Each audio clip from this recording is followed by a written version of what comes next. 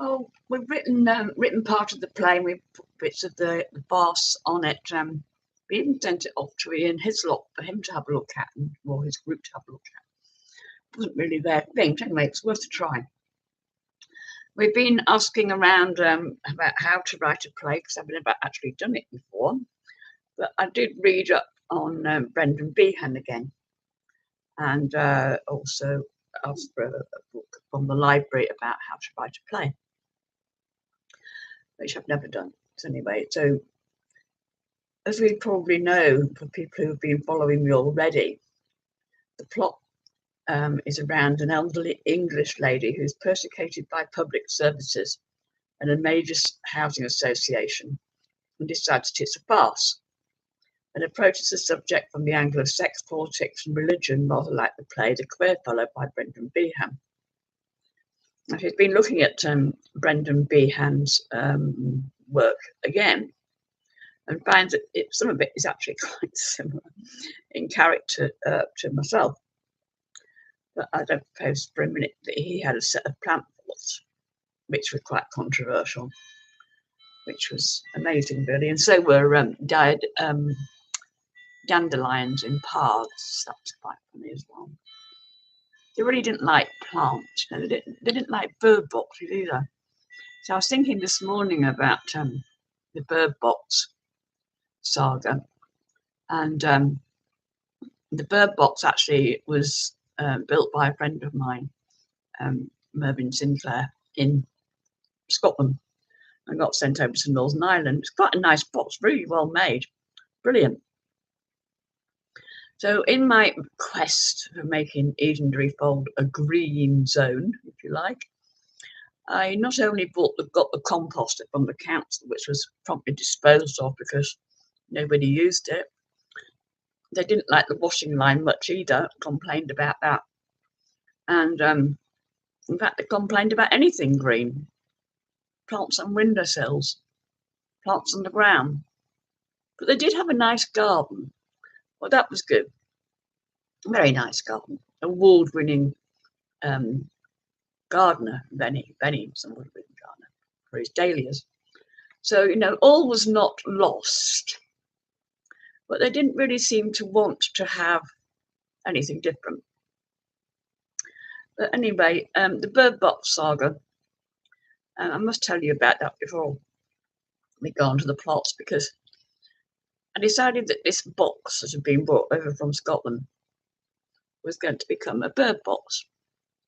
So I took it to a nice man who ran the men's shed in Portadown, and he made a nice little hole in it and a nice little ledge so that the birds could sit on it.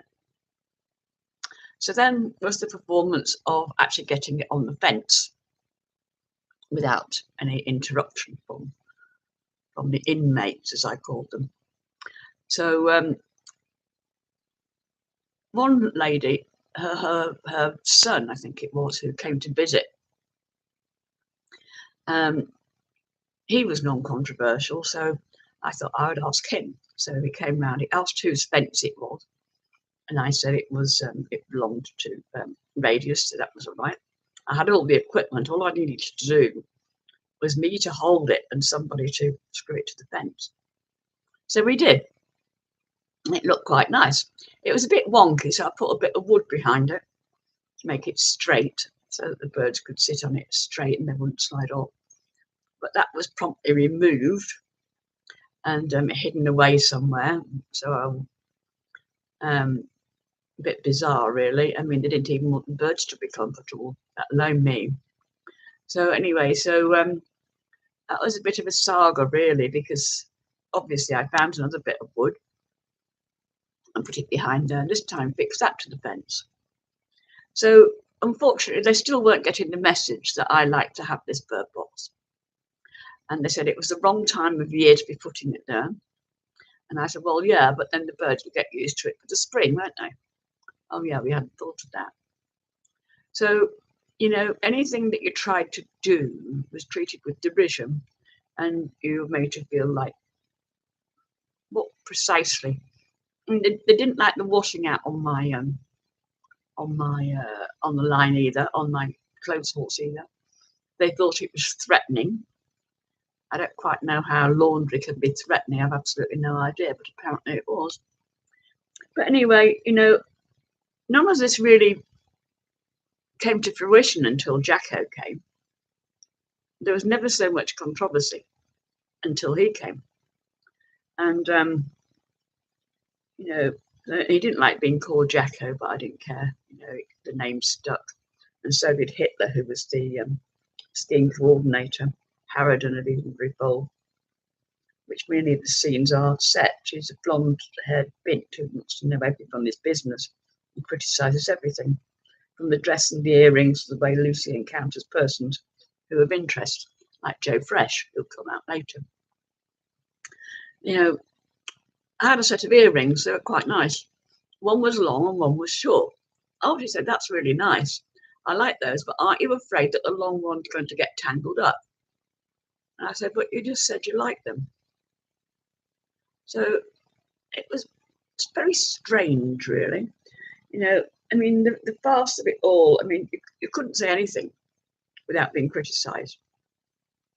And if you didn't say anything, then you were antisocial, so you couldn't win. But anyway, I did tend to try and rise above it, as Brendan Behan did, with his somewhat eccentric personality. But, people are allowed to be themselves. They don't have to fit into a little box. So anyway, so we shall continue with this this thing. At the moment, the constable is in full force again, but we won't go into that. The one who looked like Haribo ad, and Sergeant O'Neill apparently was retired, so he's out of the picture really. But the New York cop, I've not heard from him for a bit. But poor old Brian the Lion is still putting up with my eccentricities and doing really well, actually. He hasn't actually gone into an institution yet, but hopefully he won't have to. But we do have a giggle at things we used to get up to when we were young. So all is not lost. So anyway, the saga does continue. And now, 5 years later, we're actually back to the PSNI Ombudsman again, which is amazing. Anyway, bye.